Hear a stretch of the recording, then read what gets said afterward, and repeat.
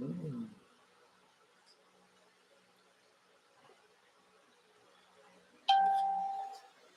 Good afternoon. I'm back. This is Attorney Ramon de las Alas, your regular host at my YouTube channel, NBA Trivia and NBA Sports Cards et al. Well, for today's episode, I will be discussing another NBA legend. But in case you haven't done so, just click the like and subscribe button on your YouTube account, as well as follow me on my Facebook page, uh, which has the same name. Share it to your friends, share it on your wall, and share it to your groups. Well, in order for us to gather more subscribers and feel more appreciated in what we are doing here, because this has been my favorite endeavor since I was a kid. I would like to have something like this, talk about the NBA. Without much further ado, we will be talking about another NBA great, and hopefully he can become a Hall of Fame. He's not yet a member of the Naismith Basketball Hall of Fame, but he was one of my favorite players during the day. And he is none other than Kevin Johnson. Yes, this is the rookie card of Kevin Johnson. Well, I can't seem to get a focus of the card. That's why, yes, that's more I like it. That's Kevin Johnson's rookie card. And this is the back of Kevin Johnson's rookie card.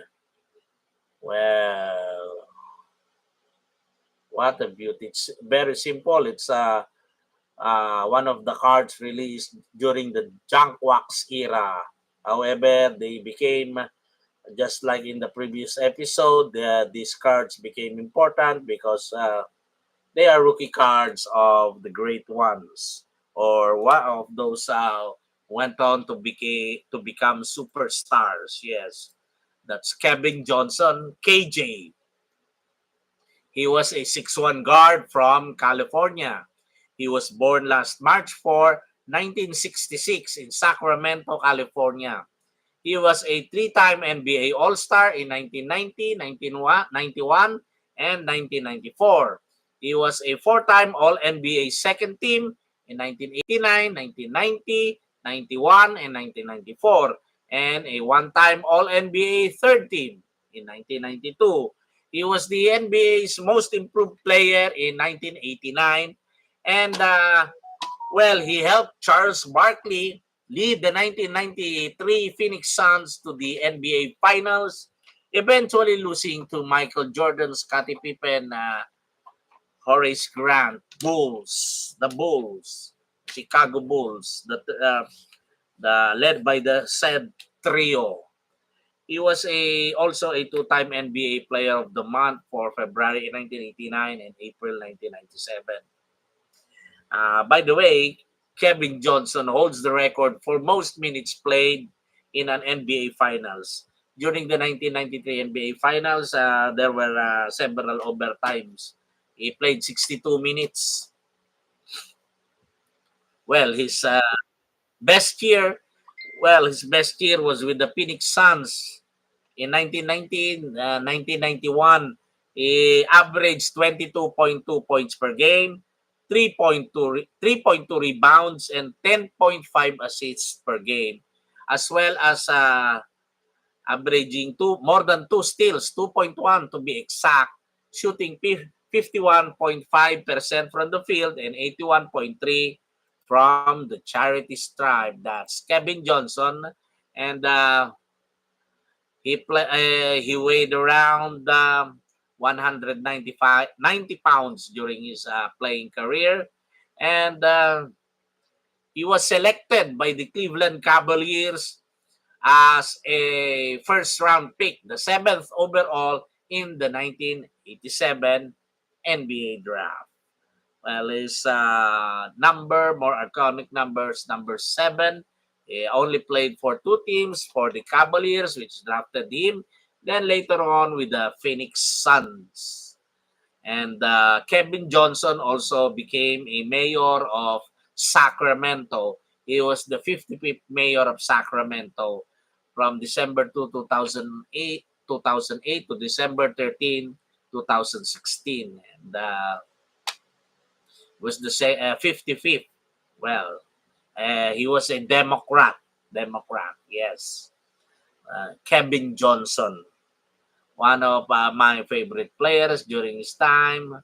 And some trivia about him is the first African American to serve as mayor of Sacramento, California. Well, that's one of the best. Kevin Johnson.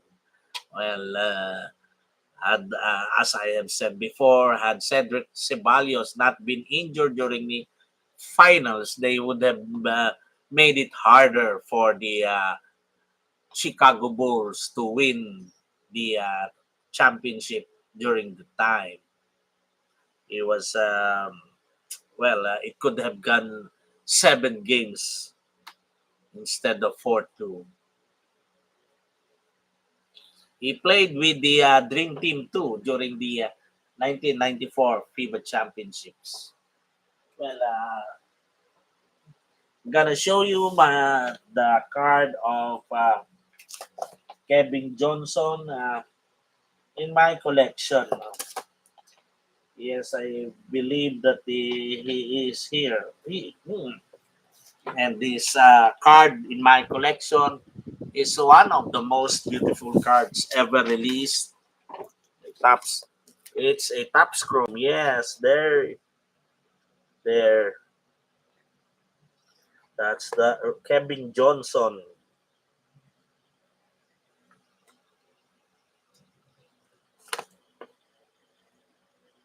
What a beautiful card. That's a Topps finest refractor. Released, I think, in around 1996, 95 or 96. That's it. But well, as you all know, the most important card of any athlete or whatever is his rookie card. Yes, the rookie card is the most important card of every person in uh, in the card collecting card hobby. Well, because it's the very first. Well, the first is the best. Even in movies, well, the first because it is the one that starts or makes the franchise popular. Although there are some exceptions, but the first movie is always the best. Yes, that's Kevin Johnson. Yes, Kevin Johnson. And what else can I give you for trivia? Well, I have one for you. The only the um, only broadcaster ejected from an NBA game is Mike Rice of the he was a broadcaster for the Portland Trail Blazers. He he did not he was drafted by the Detroit Pistons during the 1962 NBA draft as the 64th overall pick in the 8th round. However, he did not play in the NBA and later on became a broadcaster for the Portland Trail Blazers. He was ejected by referee Steve Javie. Yes, ejected by Steve Javie during the game, and that was during the 2006 2007 season. Well, that's quite unique, and a broadcaster being ejected from an NBA game. Michael Rice is the name. He is the first and only broadcaster ever ejected from an NBA game. And it has nothing to do with playing basketball. But as a court, I think he signaled something to Steve Jabi that the call was incorrect on Clifford Robinson. That is why Steve Jabi immediately blew his whistle and ejected Michael Rice, the first and only broadcaster to ever been ejected from an NBA game. Well, one thing more, based on my sources, which team was the first one to join? Actually, there were several of them who played in the inaugural season, but the very first one were the Rochester Royals, now the Sacramento Kings. Well, they started the league by possibly submitting the first lineup and something like that, because well, that is according to my sources, and if you have other sources better than mine or more credible than my source, that the Rochester Royals are considered the very first NBA team ever, then you can for me, and I'll gladly correct my statement. Thank you. This is Attorney Ramon de las Alas, once again broadcasting from my YouTube channel from Quezon City, Metro Manila, Philippines, in East Asia. I'll be back, as Arnold once said. And God bless us all. More power to you. May the force be with you. Well, it's been a wonderful ride discussing Kevin Johnson, the former mayor of Sacramento, California, and one of the teammates of Charles Barkley that succumbed to the Chicago Bulls during the 1993 NBA Finals. Well, what could have been? What if had Cedric Ceballos played? Because I think he was the actual starter, not Richard Dumas, and he got injured.